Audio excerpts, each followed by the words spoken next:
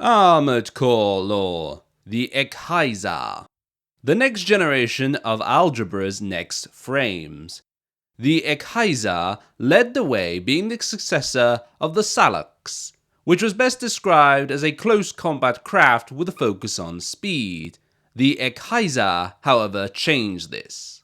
Looking into the future of Next, Algebra made this Next more into a jet fighter than a ground-based fighter. You don't need to look hard to see this, as almost every single one of its parts, from its head to even its insides, mention about how it's been designed to be used in vertical or airborne combat. Some examples are the legs, which description reads, midweight reverse joint legs optimized for air combat mobility. And the arms description, which reads, a unique arm part for small firearms with excellent vertical mobility. The picture of what this next is meant to do is pretty clear. And after testing out myself, I can say it does it well. To break down some of the features of the Ekhazar, which was tested on Regulation 1.0, its top speed while using a boost is 357 km per hour, or 222 miles per hour. While overboosting, we will see this rise to 1,263 km per hour, or 785 miles per hour. For protection, the craft suffers from a weakness to energy weapons, with its energy defense at 5,824, while ballistic weapons face a tougher challenge, with the defense at 8,193. Taking some results from the testing area, the Ekhazar took 274 points of armor damage from a single muscle tracer's missile, 560 points of armor damage from one bazooka shot from a normal, and 1,530 points of armor damage from Katsumi's energy weapons. Granted, results did vary from shot to shot, however these seem to be the average across the board. Naturally, energy usage on this craft is minimum, due to the idea of it spending more time in the air than on the ground. A Lynx will find hovering will not drain too much. In fact, letting go of the booster for a bit, even while flying, will see quite the recharge of energy. However, the one sticking point is like the other Nexts from the corporations, it comes with no weapons out the box. Instead, it will be up to Lynx to decide what to put on their craft. And to help, I've put together two builds of my own. One that focuses on using only ballistic weapons, and the other only using energy weapons. So, let me show you. Here is the ballistic only build. I went with two Algebra rifles designed for air combat in the right and left arm unit. Seeing as, well, I plan on keeping this next in the air, I feel if the rifle does what it says on the tin, it's a match made in heaven. On the back, I put the Kamal slug gun, but honestly I think this should really come off as it weighs down the craft and I did not end up using it. The Sapal grenade cannon, again, while I did not use this much, I put it on in case I felt myself struggling to deal damage to a foe and wanted something heavy hitting. I changed nothing else in the craft and then went off to find my new foe, and who else better to pick than another Ekhazar user, Erebus, the Snow Leopard Lynx himself. The battle begins and it's a rocky start, as I do get off the ground, however I collide with Erebus, making me go to ground before I have to jump back into the air and start firing. Strangely, being in the air felt very normal with the Ekhazar. I say this as someone who prefers being on the ground in a quad or tank build. It was not too taxing on managing energy to keep it afloat, allowing my focus to be more on dodging shots and keeping an eye on my foe. Granted, I am not a very skilled pilot, so your results may differ. However, I came away lightly damaged from this fight, which surprised me. To me, Erebus had better control of the air, being able to break my lock a number of times. Yet the simple idea of swaying side to side, keeping quick boosting to a minimum, and focusing on where my foe was, put me in a state of comfort, or perhaps the better word is confidence, where I could focus on the task at hand. That being said, the problem with this build is tank necks or heavily armoured ones, and this is due to the heavy ballistic defense. So how about using an energy weapons build Ekhazar to combat this. For the energy build, I went with 2 Ateres, hoping to keep the build light and to not use too much energy either, while on the back I put a single Torezor plasma cannon for more firepower. Now you would think with this build I would have gone and fought a heavily armoured foe.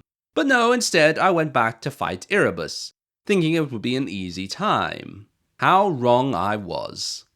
Energy management was a nightmare for this craft, especially when flying, even following the same idea as I did before with the ballistic build.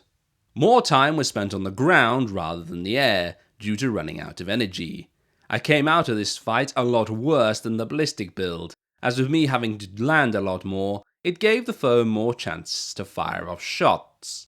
I will say, I think an energy weapons only build with the Ekhazar is not something a Link should be looking to do, as the generator offered on the craft can't fly and keep up the firepower in a battle. The two clash as the craft wants to stay in the air, but the energy weapons take the needed energy to do this. That being said, perhaps energy pistols could have been the solution to this flaw, due to their low energy drain and weight allowing for the craft to keep more to its style. Yet the Ekhazar is not alone here, as Algebra would produce 2 variants of this craft, being the Ekhazar. This craft would keep the main idea of the Ekhazar, however change the arms to Ekhazar machine gun weapons arms and fire control system to the Judith model rather than its original. Now the reason for these changes is never said, but perhaps it's the same as GA did with the Sunshine E variant. Ease of use for people with low AMS compatibility. Corporations at this time still needed Next pilots, and Algebra was no exception. This would also explain why the craft comes this way out the box. It's easy to understand, and tweaking it would be something that could be done later if the links showed they could handle more. But again, this is never confirmed, so it's more a theory rather than a fact. Still, back to what we do know about the Ekhazar. It is mostly the same frame as it is based on. The only major difference is it's now weaker to energy weapons than the Ekhazar, with its defense value at 5,379 compared to 5,824.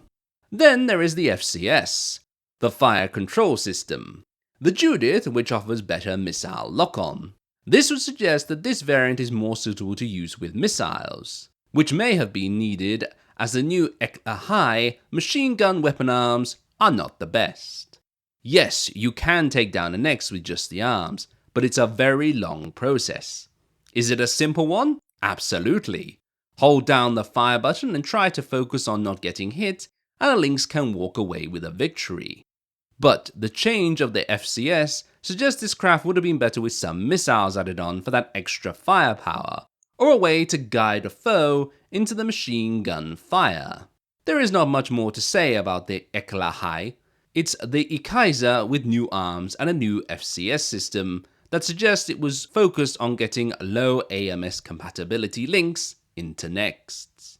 The other variant of the Ekhazar, and perhaps the more well-known of the two, is the Dukaror or Duskara, the quad-legged version, made famous by the links Shamir Ravi Ravi and her next Red Rum.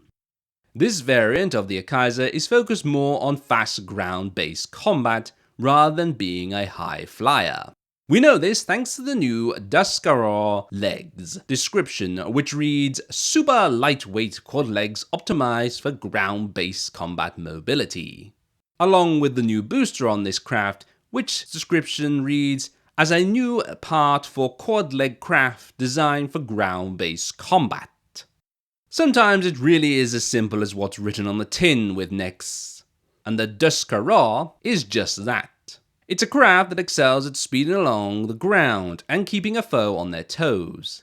I can say there is no better example of how to use this craft than Shamir herself, as even a user of four-legged crafts myself, I am still not quite on the level of showing off what this craft can do. Still, to get into some numbers of this craft, the Duskara has a top speed of 548 when boosting normally, while overboosting will see this go up to 1256. You can still take this craft in the air, However, you can feel its desire to go back to the ground, as energy drain is quite high for keeping this craft in the air. As for defenses, there is a bit of a sticking point here, as while the defenses of the craft are higher than the Ekhazar, it seems to take more damage. From testing, it seems a single MT missile caused 284 armor points of damage. A normal's bazooka caused 476, while Katsumi's energy weapons cause 1,531. There seems to be a small increase of damage, even though the defenses of the Daskara are better. Still, as for controlling the craft itself, I took this chance to use my own personal Daskara for this explanation. As you can see on screen, Green Lime is the craft I use with 2 assault rifles, a radar, and a grenade launcher. My idea behind this build is a close to mid-range combat, which the rifles do along with the speed of this craft, allowing me to make distance should I need to. But different styles for different people. So I go into battle with Shamir to show this. Shamir is very focused on close combat with her setup, using the speed of the Daskara to break lock-ons, allowing her to hit and run. Yet Greenline is designed to counter this in a way with its own rifles and range. Keeping a fair distance from Shamir means her close-range weapons do not do as much damage. But again, this should show how the Daskara can be changed. While its focus is on close combat, the Ekhazar FCS inside allows for this fast-paced combat to still be an option even at middle range. With that, this report on the Ekhazar and its variants comes to a close.